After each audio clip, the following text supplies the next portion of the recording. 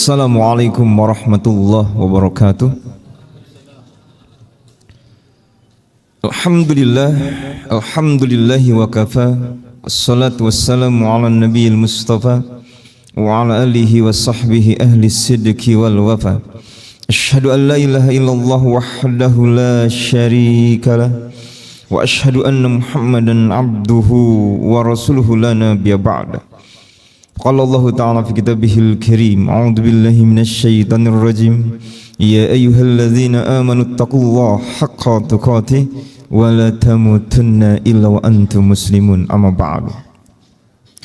Alhamdulillah, hadirin jemaah yang dirahmati Allah, bersyukur kali ini kita kepada Allah atas nikmatnya.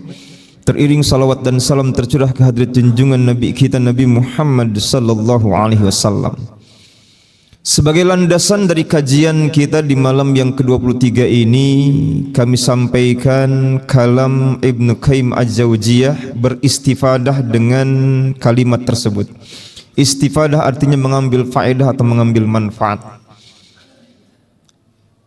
Inna li ahli dzunubi salasatu anharin fid dunya yatatahharuna biha.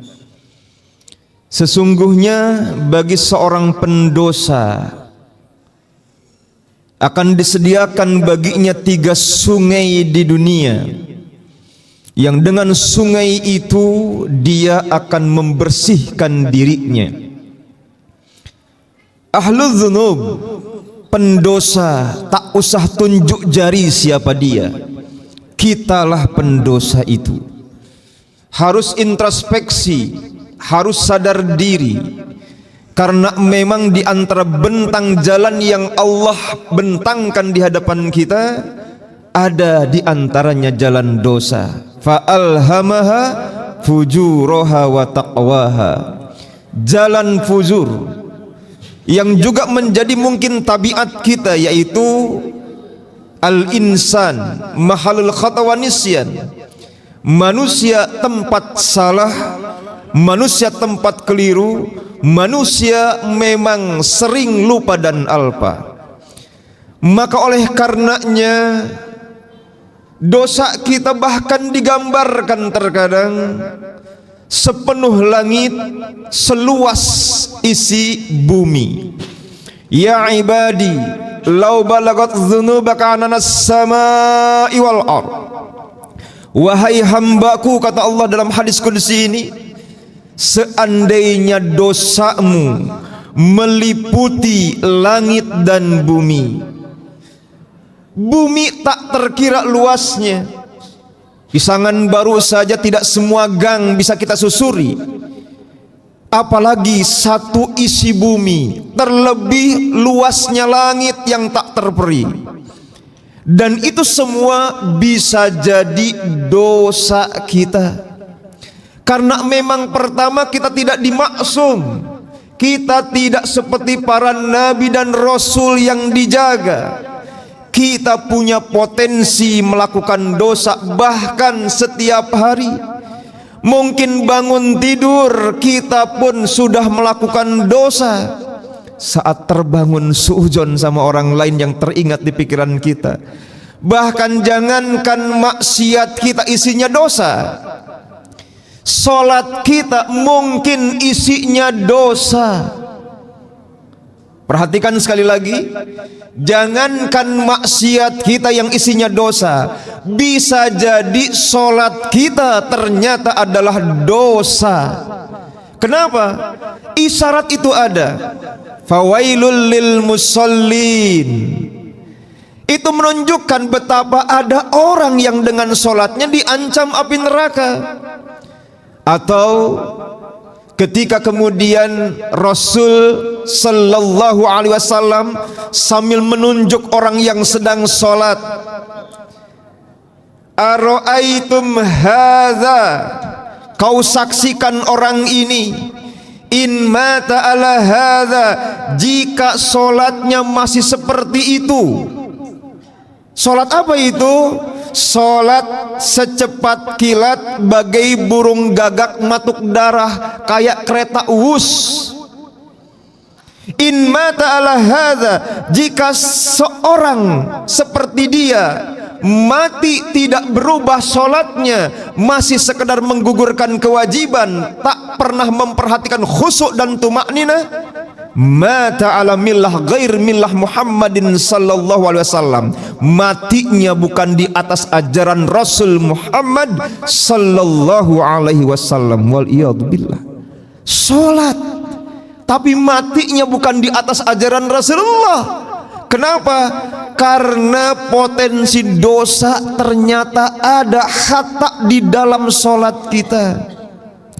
Ini menunjukkan betapa kita harus sadar diri, harus introspeksi bahwa kita yang tadinya bersih, hidup di dunia ternyata bisa tercemar.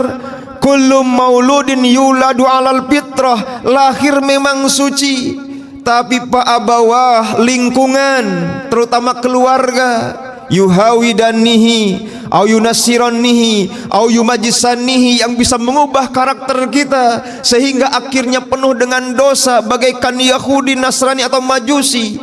Dan kita harus ingat, innallaha thayyibun la yaqbalu illa thayyiban. Allah yang maha suci kelak nanti tidak akan menerima kita kecuali dalam kondisi suci. Sekali lagi, Allah yang maha suci, innallaha thayyibun la yaqbalu illa thayyiban, kelak di akhirat tidak akan menerima kita kecuali dalam kondisi suci. Maka bagi pendosa seperti kita, sebelum kepalang tanggung sampai di akhirat, Allah berikan kesempatan dengan kasih sayangnya, diberikan 3 sungai dunia untuk membersihkan dosa-dosanya. Sungai apa saja itu? Apakah sungai Ciliwung? Sungai yang pertama disebut oleh Ibnu Qayyim Al-Jauziyah dengan sebutan Nahrut Taubatin Nasuh, sungai taubatan nasuha. Inilah seruan Allah, ya ayyuhalladzina amanu tubu ilallahi taubatan nasuha. Hei orang-orang yang beriman, menunjukkan betapa di antara kita yang beriman ini memang mungkin ada dosa meski beriman. Orang beriman tidak dimaksum. Ditambah lagi al-iman yazid wa yangkus, iman kita memang fluktuatif, kadang naik kadang berkurang. Kapan naik? Yazid bita'ah, naik dengan ketaatan. Kapan berkurang? Wayan kusubil maksiyah, berkurang karena kemaksiatan. Jadi dosa itu mengurangi kadar iman kita. Semakin banyak dosanya bisa membuat hilang iman kita. Maka dengan kasih sayangnya Allah memberikan kesempatan membersihkan diri dengan tubu ilallahi taubatan nasuha. Kenapa taubatnya dinamakan dengan taubatan nasuha? Karena mungkin ada yang tobat langsung kumat, tobat tapi masih asik dengan maksiat. Nah, kalau begitu taubatan nasuha itu gambarannya seperti apa? Imam Nawawi dalam kitab Riyadhus Shalihin bab tentang taubat, beliau menyampaikan bahwa in kanatil maksiyah bainallah wa abdihi falaha salah satu syurut. Kalau dosanya antara Allah dengan seorang hamba, maka ada 3 syarat kalau taubat kita ingin dinamakan dengan taubatan nasuha. Syarat yang pertama, ayakli anil maksiyah. Kalau memang itu maksiat, sadar itu maksiat, segera tinggalkan maksiatnya. Jangan tobat tapi masih asik dengan kemaksiatan. Jangan tobat tapi hobi dengan kemaksiatan. Tinggalkan maksiatnya. Yang kedua adalah ketika kemudian ayandima ala fi'liha, timbulkan rasa sesal, timbulkan di mana diri tidak ingin terjebak lagi. Menangislah karena Allah, sadari diri bahwa air mata kita lambang penyesalan dan permohonan maaf kepada Allah. Semoga dengan tangis tersebut terbukti bahwa kita memang insaf. Itu syarat yang kedua. Syarat yang ketiga adalah ayat zima alla yauda ilaihi abadan, berazam, berjanji, bertekad untuk tidak mengulangi dosa tersebut di kemudian hari. Orang beriman tidak akan terjebak dalam lubang kesalahan sebanyak 2 kali, karena begitu dia terjebak pada kesalahan, dia belajar untuk berupaya agar pengalamannya cukup sekali. Selebihnya adalah perbaikan dan upaya untuk benar-benar membenahi diri. Wa in kanatil ma'siyah bainan nas, andai kemudian dosa di antara sesama, syaratnya tambah 1. Apa itu? Tolabu afwiha, minta maaf, minta dihalalkan. Jadi dosa dengan Allah relatif lebih mudah, cuma butuh 3 syarat. Tapi dosa dengan manusia agak lumayan sulit. Karena apa? Karena butuh syarat keempat, yaitu dihalalkan atau dimaafkan. Kenapa susah? Di diri kita yang berdosa kepada sesama, kadang gengsi minta maaf. Gengsi itu yang membuat diri kita terjebak dalam dosa tanpa maaf orang lain. Di sisi orang yang hendak kita minta maaf, ada kadang dendam. Sampai mati gua nggak maafin. Nah, dendam seperti itulah yang membuat dosa antar manusia relatif lebih susah. Nah hadirin, itu disebut dengan taubatan nasuha. Dan Allah menyatakan jangan berputus asa. Kalau memang kita pendosa, insya Allah bakal dimaafkan kalau kita mau kembali. Qul ya ibadiyalladzina asrafu ala anfusihim la taqnatu mir rahmatillah innallaha yaghfirudz dzunuba jami'an. Hei orang yang melampaui batas, dosanya tak terkira, jangan berputus asa dari rahmat Allah, jangan berputus asa dari ampunan Allah. Karena apa? Wa rahmati wasi'at kullasai. Allah rahmatnya meliputi apapun, termasuk rahmat Allah lebih luas dibanding dosa kita. Innallaha yaghfirudz dzunuba jami'a. Allah akan mengampuni dosa siapapun. Allah akan mengampuni dosa apapun, termasuk kemusyrikan. Andai ada firman Allah yang menyatakan innallaha la yaghfiru ayyushraka bihi, Allah tidak mengampuni dosa kemusyrikan. Dosa yang dimaksud adalah dosa kemusyrikan yang belum tobat. Sebelum tobat ternyata sudah mati duluan, maka dosa musyrik seperti itu tidak akan terampuni. Tapi kalau kemudian sudah tobat, para sahabat adalah orang-orang yang mayoritas musyrik, mereka bertobat dan mereka akhirnya diampuni dosa. Jadi semua dosa bakal diampuni oleh Allah SWT. Nah, sungai yang kedua singkat, karena waktu juga singkat. Bagaimana kalau tobat belum juga membuat dosa kita hilang semuanya?